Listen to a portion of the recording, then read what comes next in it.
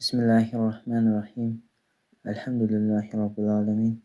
Ve salatu ve selamu ala seyyidina Muhammedin ve ala alihi ve sahbihi ecmaîn. Əmmə bəd. Evlənmək istəyənlərə inşallah Teala nəsihət edəcəm. 10 dənə qızıl nəsihət. Ey əziz qardaşım və bacım, evlilik sadəcə iki nəfərin qovuşması deyil. Bu iki qəlbin vədələşməsidir. Ailənin iki təməli arasında məsuliyyətdir. Evlilik, iman və ixlaslı niyyət, mərhəmət və səbr üzərində qurulmuş bir tikilidir. Sizə bu böyük binanın tikilməsində kömək olacaq 10 tövsiyəmi təqdim edirəm. Ümid edirəm ki, bu tövsiyələr ailənin qurulmasında faydalı və evlənən cütlüklər üçün bir asanlıq olar. Birinci, niyyətini düzəlt. Allah elçisi sallallahu aleyhi və səlləm buyurur, həqiqətən əməllər niyyətə görədir. Əl-Buxari. Qoy evlilikdə niyyətin bu olsun. Allahın rızasını qazanmaq, nəfsi iffətlə haramdan qorumaq, içində Rəbbinə ibadət olunan bir ev qurmaq. Evliliyin məqsədi yalnız arzu və təbii ehtiyaclarını təmin etmək deyil, doğru niyyət evliliyi adətdən ibadətə, dünya və əməldən cənnətə və mərhəmətə Allahın rızasına aparan bir körpü edir. İkinci, evlilik arzu və xəyal deyil, məsuliyyətdir. Evlilik təklikdən qaçmaq üçün bir yol deyil, duyğusal boşluğu doldurmaq üçün vasitə deyil, qarşı tərəfi qurban verərək şəxsi arzuları həyata keçirmək vasitəsi deyil, evlilikdə qarşı tərəfi də nəzərə almaq çox önəmlidir. Əksinə bu böyük bir məsuliyyətdir. İnsanda ağıl, səbir, anlayış və mülayimlik tələb edir. Üçüncü, əvvəlcə özünü hesaba çək. Evliliyə mənəvi hazırsanmı? Nəfsi və mənəvi ehtiyaclarını başa düşürsənmi? Qarşı tərəfin hüquqlarını öyrənmisənmi? Özünü mərhəmətə, dözümlülüyə, səbirə hazırlamısanmı?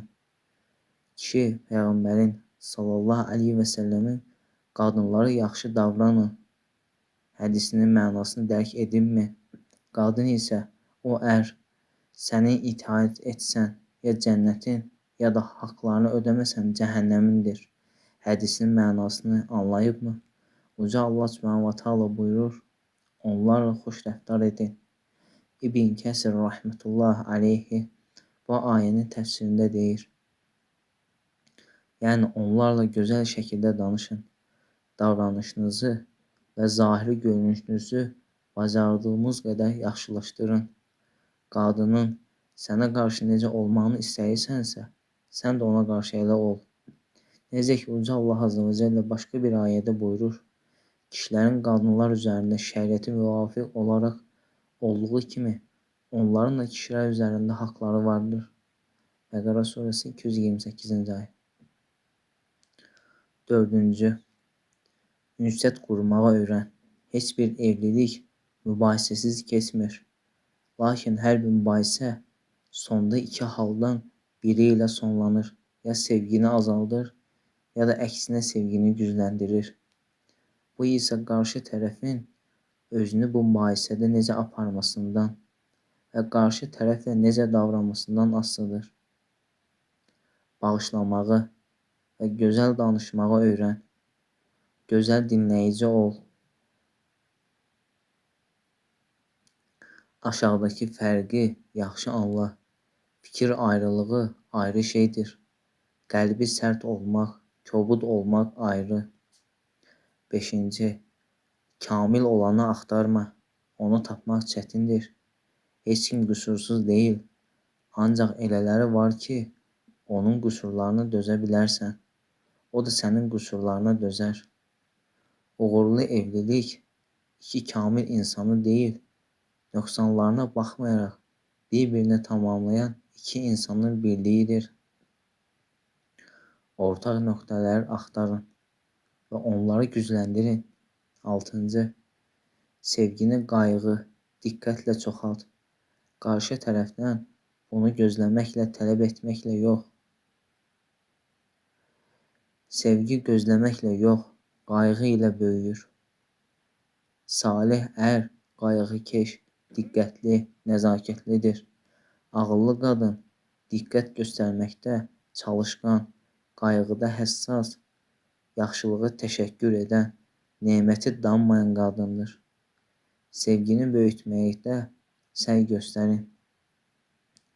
Hər biriniz qarşı tərəfin sevgi anlayışını qəbul etməyə çalışın. 7-ci. Birlikdə Allaha ibadət edin və həyatda əsas məqsədiniz uca Allahı razı salmaq olsun. Bu dərin anlaşmanın bir göstəricisidir.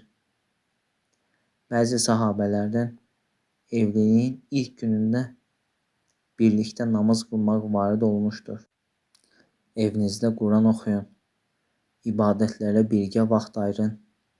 Çünki təqva ilə sulanan ev dünyanın fırtınalarında və sərtliyində qurumaz. 8-ci. Evliliyə ötəri anlaşma kimi yox, ciddi müqavilə kimi yanaş. Evlilik sadə bir razılaşma deyil. Bu razılaşmada haqlar, vəzifələr, şərtlər və əhdlər vardır. Peyğəmbər sallallahu aleyhi və səlləm vida həcci xutbəsində belə demişdir. Qadınlarla xoş rəftar edin. Siz onları Allahın əhdi ilə aldınız və onları özünüzə Allahın kəlməsi ilə halal etdiniz. Hər biriniz vəzifələrinizi öyrənin, hüquqlarınıza sahib çıxın. Qüsurlar baş verdikdə onu dürüst şəkildə qəbul edin. 9-cu. Şəriət elmi ailənin islah olunmasının əsas səbəblərindən biridir. Elm ailənin dirəyidir. Öyrənməkdən əsla vaz keçməyin. Çünki elm sayəsində haqlar bilinir və qorunur. Əxlaq və davranışlar düzgün formalaşır. Davranışlar yumşalır, qəlblər isinir. Elmi filmlərdən yox, alimlərdən, tərbiyəçilərdən və təcrübəli salih insanlardan alın. İbn Sirin rahmetullah aleyhi demişdir. Həqiqətən bu elm bir dindir. Dinimizi kimdən öyrəndiyinizə baxın. 10-cu. İkiniz arasındakı mübahisəni işığı nə vaxt sönərsə onu təzələyin. Evlilik əvvəlcə tərəflərin bir-birinə heyran olması üzərində başlayır. Lakin daha sonra tərəflər çalışmalıdırlar ki, bu birlik, mərhəmət və sevgi ilə davam etsin. Amma zamanla bu duyğular dəyişə bilər. Elə isə münasibətləri mərhəmətə və sevgiyə çevirmək üçün çalışın. Duyğular dəyişsə belə, əsası unutmayın. Mərhəmət, sevgi, səmimiyyət, bağışlama və salih niyyət. Bu dəyərlər nə qədər uzaqlaşsan da hər zaman qayıdacağınız əsasdır. Öz nəfsimə də sizlər də Allah Subhanahu taala haqq təqvası ilə qorxmağı bildirir. Umulur ki, Allah Subhanahu taala bu 10 dənə qızıl nəsihəti dinləyən və faydalanan insanlara bərəkətli ailə nəsib edin. Elhamdülillah.